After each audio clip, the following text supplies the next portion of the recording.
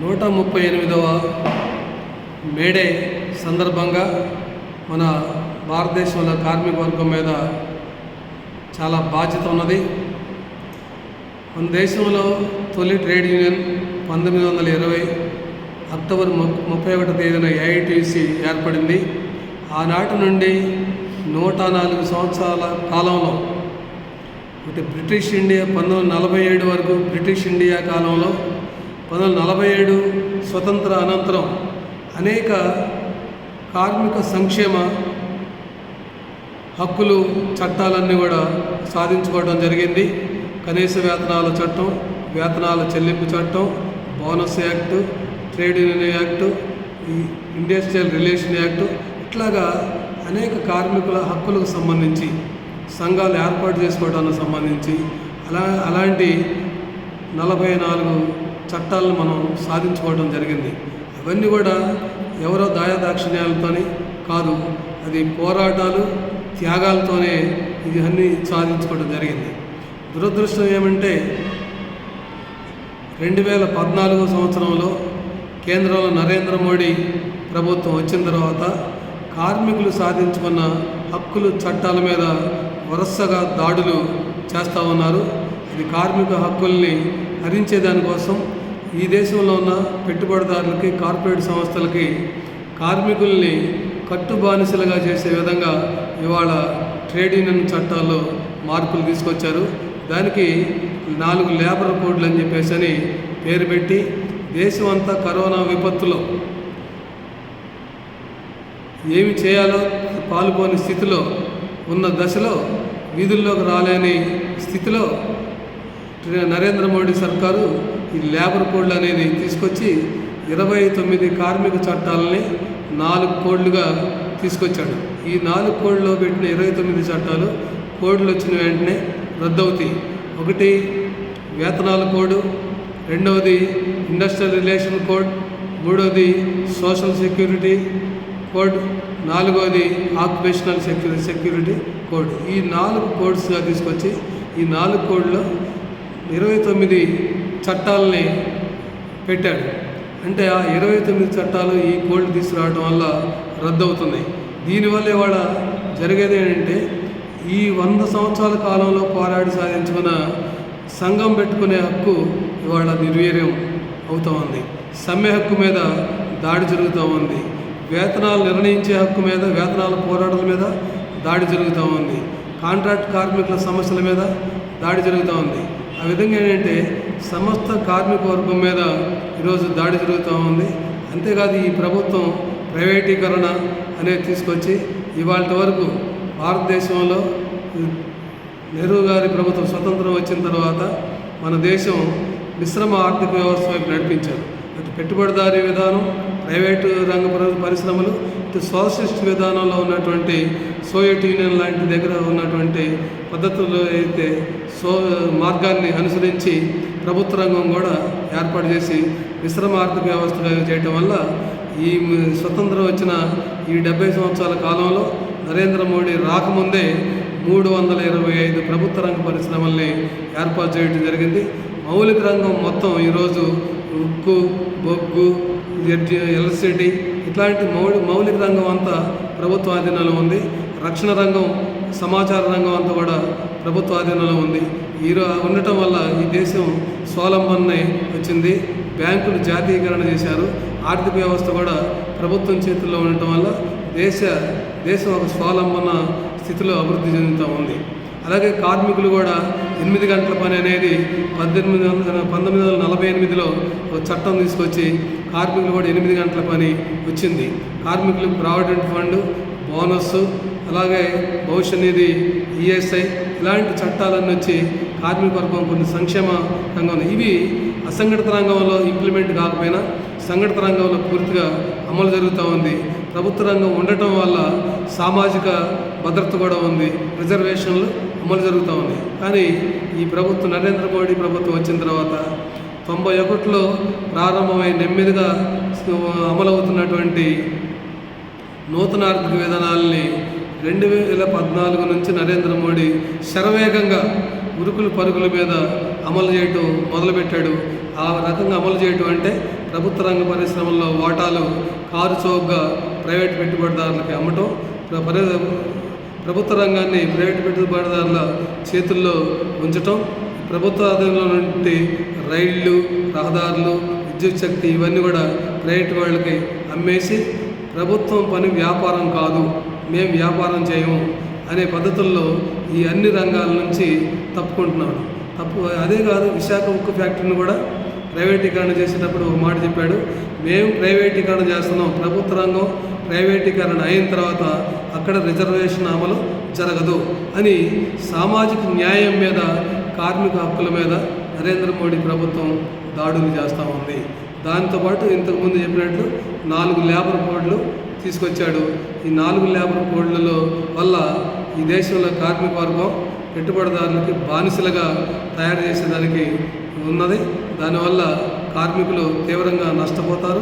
నష్టపోవడం అంటే వేతనాలు నష్టపోతారు, సంఘం పెట్టుకునే హక్కు ఉండదు, అలాగే సమ్మె చేసే హక్కు కూడా ఉండదు. ఈ వేతనాల కోడ్లో వచ్చిన దాంట్లో సంఘం అనేది ఇంతకుముందు 1926 ట్రేడ్ యూనియన్ యాక్ట్ వచ్చిందంటే 26 ట్రేడ్ యూనియన్ యాక్ట్ ఏఐటీసీ తీసుకొచ్చినా కానీ ఈ దేశంలో ఏ రంగంలో కానీ, అది సంఘటిత రంగం కావచ్చు, అసంఘటిత రంగంలో కావచ్చు, ఎవరు సంఘం పెట్టుకోవాలన్నా వారందరూ కూడా డీసీఎల్కి దరఖాస్తు పెడతారు. ఏమండి మేము సంఘం పెట్టుకుంటున్నాం, ఎంతమంది ఉన్నాము అంటే 7 ఉంటే చాలు, 26 చట్టం ప్రకారం 7 ఉంటే సంఘం పెట్టుకోవచ్చు. కనుక మేము 7 ముందుకు వచ్చాము. ఏఐటీసీ తీసుకొచ్చింది ఆనాడు పోరాడి కార్మిక వర్గం తీసుకొచ్చిన 1926 ట్రేడ్ యూనియన్ యాక్ట్ ఉంది. ఆ 26 ట్రేడ్ యూనియన్ యాక్ట్ ప్రకారంగా మా సంఘాన్ని రిజిస్టర్ చేయండి అని దరఖాస్తు పెట్టుకుంటే ఈ దేశంలో ఎవరు కూడా ఇవాళ కొన్ని లక్షల సంఘాలు, 1000 లక్షల సంఘాలు ఉన్నాయి వాళ్ళ దేశంలో. వాళ్ళ హక్కుల కోసం ఆ సంఘాలు పెట్టుకొని పోరాడుతూ ఉన్నారు. ఇవాళ నరేంద్ర మోడీ తీసుకొచ్చినటువంటి ట్రేడ్ యూనియన్ కోడ్లో తీసుకొచ్చింది ఏంటంటే, ఈ 7 ఉంటే సంఘం పెట్టుకునే హక్కు ఉండదు. 26 ట్రేడ్ యూనియన్ యాక్ట్ రద్దు అయిపోద్ది. ఆ కోడ్లోకి వచ్చిన తర్వాత 29 చట్టాలు రద్దు అయిపోతాయి. ఆ కోడ్లో చెప్పిందే ఇంకా అమలు జరుగుతుంది. ఆ కోడ్లో ఏం చెప్తాడంటే, ఒకళ్ళు సంఘం పెట్టుకోవాలంటే 100 మంది కార్మికులు ఉండాలి, లేదా ఇండస్ట్రీలో 10% కార్మికులు ఉంటేనే సంఘం పెట్టుకోవడానికి వీలుంది అని ఇవాళ ఆ చట్టం తీసుకొచ్చారు. దానివల్ల జరిగేది ఏంటంటే, వాళ్ళ సింగరేణి కాంగ్రెస్ వర్కర్స్ యూనియన్ ఉంది, అందులో 45,000 మంది కార్మికులు ఉన్నారు. రేపు భవిష్యత్తులో ఎవరైనా సింగరేణిలో కొత్త సంఘం పెట్టాలని అంటే 10% అంటే 4,500 మంది సంతకాలు పట్టుకుని వెళ్తేనే సంఘం ఎవరిదైనా రిజిస్టర్ అయింది, లేకపోతే కాదు. అంటే భవిష్యత్తులో ఏ ఇండస్ట్రీలో కూడా సంఘం పెట్టే అవకాశం ఉండదు. అంటే నరేంద్ర మోడీ ముందు దాడి చేసిందంటే ఈ భారతదేశంలో కార్మికుల యొక్క సంఘటిత శక్తి మీద దాడి చేశారు, సంఘ హక్కు మీద దాడి చేశారు.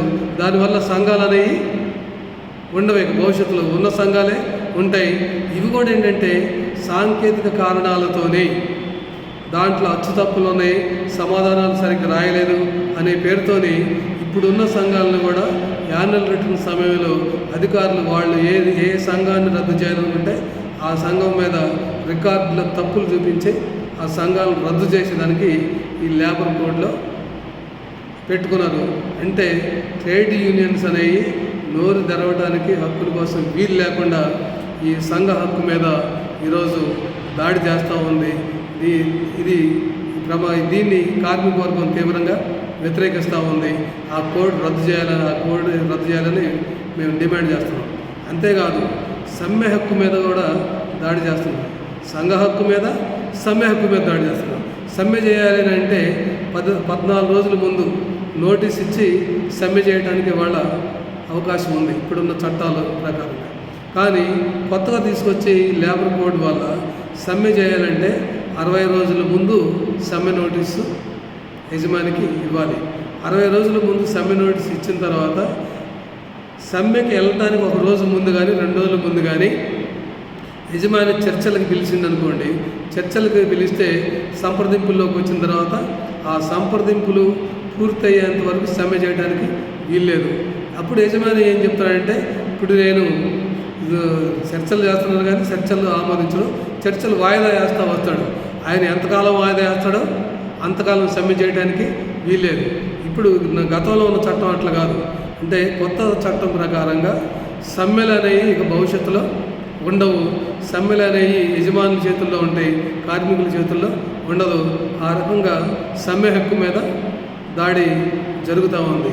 అంతేకాదు ఇవాళ ఫ్యాక్టరీస్ చట్టంలో ఒక మార్పు తీసుకొచ్చాడు. ఇంతకుముందు ఫ్యాక్టరీస్ ఏంటంటే 100 మంది లోపు కార్మికులు ఉన్న ఫ్యాక్టరీలో కూడా ఫ్యాక్టరీ స్టాండర్డ్ ఆర్డర్స్ అమలు చేయాలి. కార్మికులు ఏం చేయొచ్చు, ఏం చేయకూడదు, యజమాని ఏం చేయొచ్చు, ఏం చేయకూడదు అనేది స్టాండర్డ్ ఆర్డర్స్ ఉంటాయి. ఆ స్టాండర్డ్ ఆర్డర్స్కి 100 మంది లోపు కార్మికులు ఉన్న ఫ్యాక్టరీలు కూడా స్టాండర్డ్ ఆర్డర్స్ ఇంప్లిమెంట్ చేయాలి. ఇప్పుడు తీసుకొచ్చిన నరేంద్ర మోడీ ఏంటంటే 300 మంది కార్మికులు ఉన్న పరిశ్రమ 300 మంది కార్మికులు ఉంటేనే స్టాండర్డ్ ఆర్డర్స్ ఉంటాయి. 300 లోపు కార్మికులు ఉండే ఫ్యాక్టరీస్కి స్టాండర్డ్ ఆర్డర్స్ ఉండవు. అంటే ఆ ఫ్యాక్టరీలో చట్టాలేమి అమలు జరగవు. ఆ ఫ్యాక్టరీలో ఆ సంస్థలో యజమాని ఇష్ట ప్రకారంగా ఉద్యోగుల్ని ఉంచవచ్చు, తీసేయచ్చు. ఇట్లాంటి అధికారాన్ని తీసుకొచ్చింది కనుక ఈ చట్టం ఇది మరింత ప్రమాదకరంగా ఉంది. అంతేకాదు ఈ లేబర్ కోడ్లో ఇంకొక మాట చెప్పేది ఏంటంటే ఈ లేబర్ కోడ్, కొత్త లేబర్ కోడ్ భారతదేశంలో మహిళలకి ఒక వరం అని చెప్పేసి నరేంద్ర మోడీ చెప్పాడు. ఇది వరం కాదు, అది శాపం. ఎట్లాగంటే ఇప్పటి వరకు మహిళలు రాత్రులు పనిచేయడానికి వీల్లేదు. ఇప్పుడు నరేంద్ర మోడీ ఇచ్చిన వరం ఏంటంటే మహిళలు రాత్రి 7 గంటల నుంచి ఉదయం 6 గంటల వరకు రాత్రి అంతా స్వేచ్ఛగా పనిచేసుకోవచ్చు. ఇది వరం అని చెప్పేసి అంటాడు. ఇది వరమా శాపమా? ఇది శాపమే అని వాళ్ళు చెప్తా ఉన్నాం. కార్మికులు పోరాటాలు చేసి మహిళలకు రక్షణ ఉండదు కనుక మహిళల్ని రాత్రిపూట పనుల్లో ఉంచడానికి వీల్లేదు. వాళ్ళని రాత్రి సూర్యోదయం దగ్గర నుంచి సూర్యాస్తమయం వరకే పనిచేయాలి. సూర్యాస్తమయం నుంచి సూర్యోదయం వరకు మహిళలతో పని చేయించడానికి వీల్లేదని ఇవాళ ఉన్న చట్టం. ఇది మహిళలకు రక్షణగా ఉంది. మహిళలకు రక్షణగా ఉన్న ఈ చట్టాన్ని ఈ లేబర్ కోడ్లో తొలగించాడు. ఆ రకంగా మహిళల్ని ప్రమాదంలోకి నరేంద్ర మోడీ ఈ బేటీ బచావో బేటీ పడావో అన్నాడు. ఈ బేటీ బచావో అని తీసి తొంగలో దొక్కి మహిళల్ని రాత్రులు పరిశ్రమలకి అంటగట్టే పని వాడు చేసి మహిళల మీద దాడులకి పూనుకునే పరిస్థితి వచ్చింది. ఇది మహిళల రక్షణ కాదు కనుక దీన్ని ఇవాళ కార్మిక వర్గంగా మేము వ్యతిరేకిస్తాము. అంతేకాదు కాంట్రాక్టైజేషన్ అనేది దీంతో తీసుకొచ్చాడు. హైర్ అండ్ ఫైర్ని ప్రభుత్వం ఆమోదిస్తూ ఉంది. ఫిక్స్డ్ టర్మ్ ఎంప్లాయ్మెంట్ అనేది కూడా కొత్తగా ఇవాళ తీసుకొచ్చి పెట్టాడు. దీంట్లో ఏంటంటే ఫిక్స్డ్ టర్మ్ ఎంప్లాయ్మెంట్ అంటే ఉద్యోగంలో ఇచ్చేటప్పుడే ఉద్యోగం నుంచి ఎప్పుడు పంపిస్తాడో రాసి ఇస్తాడు. అంటే యజమాని ఉద్యోగం నియమించుకునేటప్పుడు 1 సంవత్సరం 2 సంవత్సరాల టైం పెడతాడు. ఆయన్ని 2 సంవత్సరాల తర్వాత పంపిస్తాడు. మళ్ళీ నాకు పని ఇవ్వండి అంటే అడిగే హక్కు కార్మికుడికి లేదు. కానీ అంతకుముందు అట్లా కాదు. 243 రోజులు పనిచేసిన వాడిని పర్మనెంట్ నీ దగ్గర తీసుకోవాలని వాళ్ళ చట్టాలు కొన్ని ఉన్నాయి. అంటే ఉద్యోగ భద్రత మీద కత్తి వేలాటం కాదు, ఉద్యోగ భద్రత మీద కత్తి వేశాడు. అందుకని ఉద్యోగ భద్రత ఈ దేశంలో ఈ చట్టాల వల్ల కార్మికులు కోల్పోతూ ఉన్నారు. అంతేకాదు కాంట్రాక్ట్ కార్మికుల వేతనాలు అంటే contract workers establishment and abolition act ఒకటి ఉంది 1970. ఆ యాక్ట్ ప్రకారం ఏంటంటే కాంట్రాక్ట్ కార్మికులు ఒక సంస్థలో పనిచేస్తే ఆ కార్మికులకి కనుక కాంట్రాక్టర్ వేతనాలు ఇవ్వకుండా పారిపోతే కాంట్రాక్టర్ వేతనాలు ఇవ్వాల్సిన బాధ్యత ప్రిన్సిపల్ ఎంప్లాయర్ మీద ఉంటుంది. ఉద్యోగం ఎవరి దగ్గర పనిచేస్తే వాడికి. అంటే కాంట్రాక్టర్ అనేవాడు మిడిల్ మ్యాన్. సంస్థ అనేది ఉంటుంది, అది ప్రభుత్వం కావచ్చు, ప్రైవేట్ కావచ్చు, అది సంస్థ. Workers contract workers. ఈ వర్కర్స్ని తీసుకొచ్చేది కాంట్రాక్టరు. ఈ వర్కర్స్ పనిచేసేది ఇండస్ట్రీకి లేదా సంస్థకి చేస్తారు. కాదు కాంట్రాక్టర్ ఇంట్లో పనిచేయలేడు. అంటే కాంట్రాక్టర్ ఎప్పుడు మిడిల్ మ్యాను. ఈ మిడిల్ మ్యాన్ని తీసుకొచ్చింది వర్కర్ కాదు, యజమాని తీసుకొచ్చాడు. కనుక ఈ కాంట్రాక్టర్ పారిపోతే రెస్పాన్సిబిలిటీ ఎవరిది? యజమాని. కాబట్టి కాంట్రాక్టర్ కనుక వేతనాలు ఎగ్గొట్టి వెళ్ళిపోతే వేతనాలు చెల్లించాల్సిన బాధ్యత వర్కర్కి ఇవాళ పరిశ్రమ యజమాని మీద లేదా సంస్థ యజమాని మీద ఉంది. అది ఇప్పుడున్న చట్టం. దీన్ని నరేంద్ర మోడీ సమూలంగా మార్చేసి యజమానికి కాంట్రాక్ట్ వర్కర్కి సంబంధం లేదు, కాంట్రాక్ట్ వర్కర్ల బాధ్యత కాంట్రాక్టర్దే. అంటే కొన్ని వందల మంది కాంట్రాక్ట్ కార్మికుల యొక్క వేతనాలు పట్టుకొని డబ్బు మొత్తం పట్టుకొని కాంట్రాక్టర్ కనుక పారిపోతే అక్కడ కాంట్రాక్ట్ కార్మికులు దిక్కులేని అవుతారు. యజమాని దగ్గరికి వెళ్ళి అడిగే హక్కు ఈ చట్టం వల్ల కోల్పోతారు. అంటే కాంట్రాక్ట్ కార్మికుల వేతనాల మీద, కాంట్రాక్ట్ కార్మికుల భవిష్యత్తు మీద తీవ్రమైనటువంటి దెబ్బ చేశాడు ఈ నరేంద్ర మోడీ ఈ లేబర్ కోడ్ల వల్ల. కనుక ఈ లేబర్ కోడ్లు పరిశీలిస్తే 4 లేబర్ కోడ్లు కూడా కార్మిక వర్గాన్ని పెట్టుబడిదారులకి బానిసలుగా ఉంచే విధంగా ఈ 4 లేబర్ కోడ్లు తీసుకొచ్చారు. ఇవి కనుక అమలైతే భవిష్యత్తులో కార్మిక వర్గం బానిసత్వంలోకి నెట్టబోయేది. కనుక ఈ 4 లేబర్ కోడ్లు రద్దు కావాలని ఏఐటీసీగా మేము పోరాడుతున్నాం. కార్మిక వర్గం మొత్తం పోరాడాలి. ఇక్కడ మరొక విషయం గమనించాల్సిందంటే ఈ లేబర్ కోడ్లని ఎవరు ఆమోదించారు, ఎవరు వ్యతిరేకించారు అంటే ఈ లేబర్ కోడ్లు అన్నీ కూడా ఈ దేశంలో ఉన్నటువంటి కార్పొరేట్ పెట్టుబడిదారులు, కొత్త పెట్టుబడిదారులు ఈ నరేంద్ర మోడీ తీసుకొచ్చిన లేబర్ కోడ్లకి స్వాగతం పలుకుతున్నారు. ట్రేడ్ యూనియన్లు అన్నీ కూడా ఈ లేబర్ కోడ్లని వ్యతిరేకించడం జరుగుతోంది. ఆఖరికి బిఐఎంఎస్ కూడా అనివార్యంగా వీటికి మేము వ్యతిరేకమండి అని మ్యాచ్ ఫిక్సింగ్ కావచ్చు వాళ్ళది అని వాళ్ళు కూడా చివరికి చెప్పాల్సినటువంటి పరిస్థితి వచ్చింది. ఈ మేడే సందర్భంగా ఏంటంటే కార్మిక వర్గానికి ప్రమాదకరంగా నరేంద్ర మోడీ తీసుకొచ్చిన ఈ లేబర్ కోడ్లని మనం తిప్పికొట్టాలి. ఈ లేబర్ కోడ్లు తిప్పికొట్టకపోతే మనం ఎక్కడికి వెళ్తామంటే తిరిగి 138 సంవత్సరాల క్రితం ఉన్న కార్మికుల దుస్థితిలోకి మనం నెట్టబడతాము. సమాజం ఎప్పుడు వెనక్కి వెళ్దాం, ముందుకే వెళ్తుంది. దీన్ని గమనంలో ఉంచుకోవాలి. ఇక్కడ మరొక విషయాన్ని మనం గమనించాలి.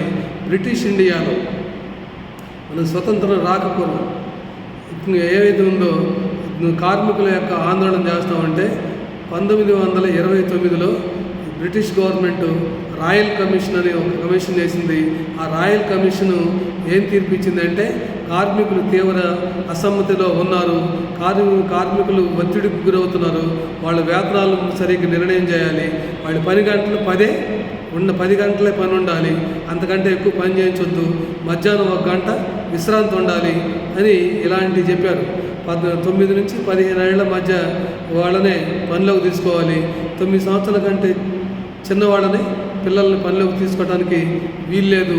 పని ప్రదేశంలో వాళ్ళకి ఉండటానికి నీడ, నీరు, పరిసరాలు పరిశుభ్రత ఇవన్నీ అమలు చేయాలని చెప్పేసి ఆనాడు రాయల్ కమిషను 1929లోనే తీర్పిచ్చింది. కానీ ఈరోజు నరేంద్ర మోడీ సర్కారు ఏం చెప్తుందంటే ఇందులో అట్లాగే ఇంకొక విషయం, ఆనాడు రాయల్ కమిషన్లో 10 మంది కార్మికులు పనిచేసే సంస్థని పరిశ్రమగా గుర్తించాలి. విద్యుత్తుతో కనుక ఎలక్ట్రిసిటీ ఉపయోగించి 10 మంది కార్మికుల్ని ఎవరైతే పెట్టుకుంటాడో అది ఇండస్ట్రీగా గుర్తించాలి.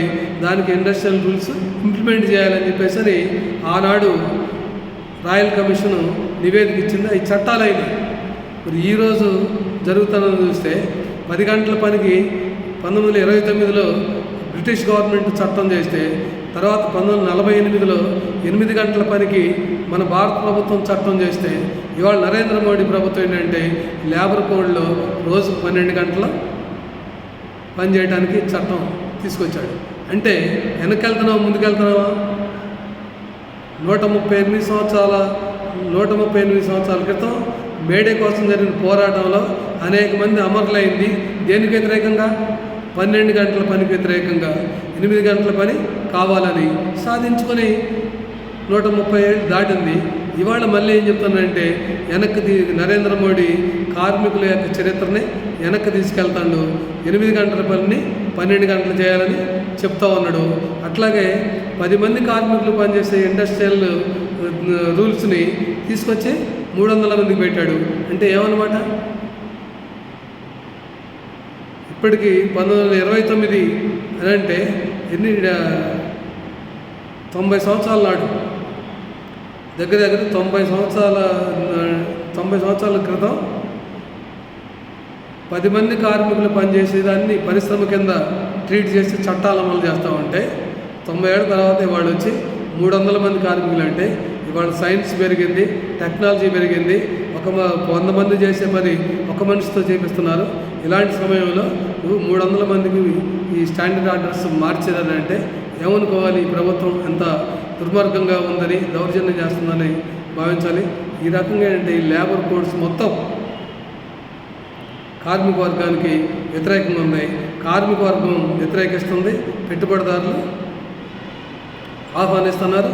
ఇటీవల కాలంలో మనం చూస్తే ఇన్ఫోసిస్ అధినేత నారాయణమూర్తి గారు స్టేట్మెంట్ ఇచ్చారు. ఏమనంటే భారతదేశంలో కార్మికులు దేశభక్తి ఉండాలి, ఉత్పత్తి ఎక్కువ చేయాలి, 12 గంటల పనిని అమలు చేయాలని చెప్పేసి ఆయన చెప్తాను. ఏమన్నా నారాయణమూర్తి గారు అంటే అందరూ గౌరవించేవాడు, కానీ అంత పెద్ద మనిషి ఇంత దుర్మార్గంగా 12 గంటల పని చేయించాలని చెప్పడం అనేది చాలా దుర్మార్గమైనటువంటి విషయంగా మనం భావించాల్సినటువంటి అవసరం ఉంది. కాబట్టి రేపు రానున్న కాలం రేపు మేడే ఉంది అని అంటే ఇది భారతదేశం జరుగుతున్న ప్రైవేటీకరణకు వ్యతిరేకంగా ఈ మేడేని నిర్వహించాలి. ప్రభుత్వ రంగాన్ని కాపాడుకోవాలి, ప్రైవేటీకరణకి వ్యతిరేకించాలి. సామాజిక హక్కుల మీద జరిగే దాడుల్ని సామాజిక న్యాయం కోసం పోరాడాలి. ప్రభుత్వ రంగం మీద దాడి అంటే సామాజిక న్యాయం మీద దాడే, కార్మిక వర్గం మీద దాడిగానే మనం భావించాల్సి ఉంటుంది. ఇక కొత్త లేబర్ కోడ్లు వ్యతిరేకించండి, పాత కార్మిక చట్టాలని, గతంలో సాధించుకున్న కార్మిక చట్టాలని అమలు చేయండి అని రేపు మనం ఈ మేడే పోరాటంలో కార్మిక వర్గం ప్రతిజ్ఞ తీసుకోవాలని ఏఐటీసీ నుంచి కోరుతా ఉన్నాం. దీంతోపాటు మరొకటి, ఈ చట్టాలు వచ్చినాయండి, ఈ అమలు జరుగుతున్నాయి కదా, ఈ సంఘాలు రిజిస్టర్ అవ్వాలంటే ఈ లేబర్ కోడ్లు కేంద్రం ఏకపక్షంగా తీసుకొస్తే చెల్లుబాటు కాదు. ఎందుకంటే కార్మిక హక్కులు, కార్మికుల చట్టాలు అనేది ఇది రాజ్యాంగంలో ఉమ్మడి జాబితాలో ఉంది. మన భారతదేశంలో కార్మిక హక్కులు రాష్ట్రం, కేంద్రం ఉమ్మడి జాబితాలో ఉంది ఇవాళ రాజ్యాంగంలో. అందుకని మన రాష్ట్రంలో ఈ కోడ్లు ఇవాళ ఇంప్లిమెంట్ అవ్వట్లే. అంటే కేంద్రం చట్టం చేస్తే దాన్ని ఆయా రాష్ట్రాల్లో ఇంప్లిమెంట్ చేయడానికి రూల్స్ ఫ్రేమ్ చేయాలి. కానీ కేరళ, తమిళనాడు ప్రభుత్వాలు, అట్లాగే బెంగాల్ ప్రభుత్వం ఇప్పటికే కేంద్రానికి తేల్చెప్పినాయి, మీ కేంద్రం తీసుకొచ్చిన లేబర్ కోడ్లు మేము ఆమోదించం అని చెప్పేసి మా దగ్గర పాత చట్టాలు అమలైతే వాళ్ళు చెప్పారు. ఇప్పుడు తెలంగాణ కూడా ఆమోదం తెలపలేదు, కర్ణాటక లేదు. ఎక్కడైతే బీజేపీ పరిపాలనలో ఉన్నదో అది రాజస్థాను, గుజరాత్, హర్యానా, గతంలో హర్యానా, ఉత్తరప్రదేశ్, మహారాష్ట్ర వీళ్ళు మాత్రం ఈ లేబర్ కోడ్స్ అమలు చేయడానికి రూల్స్ ఫ్రేమ్ చేసి వాళ్ళు అమలు చేస్తానికి ముందుకు వచ్చారు. అక్కడ కూడా ఉద్యమాలు జరుగుతున్నాయి. కనుక ఈ లేబర్ కోడ్లు రద్దు కావాలంటే మళ్ళీ 138 సంవత్సరాల వెనక్కి కార్మిక వర్గాన్ని కష్టాల్లో నెట్టాలని చూస్తున్నటువంటి నరేంద్ర మోడీ ప్రభుత్వాన్ని రానున్న ఎన్నికల్లో గద్దె దించాలని చెప్పేసి మోడీకి హటావో దేశకు బచావో అని చెప్పేసి మేడే సందేశాన్ని ఈరోజు కార్మిక వర్గానికి ఏఐటీసీగా మేము అందిస్తూ ఉన్నాము.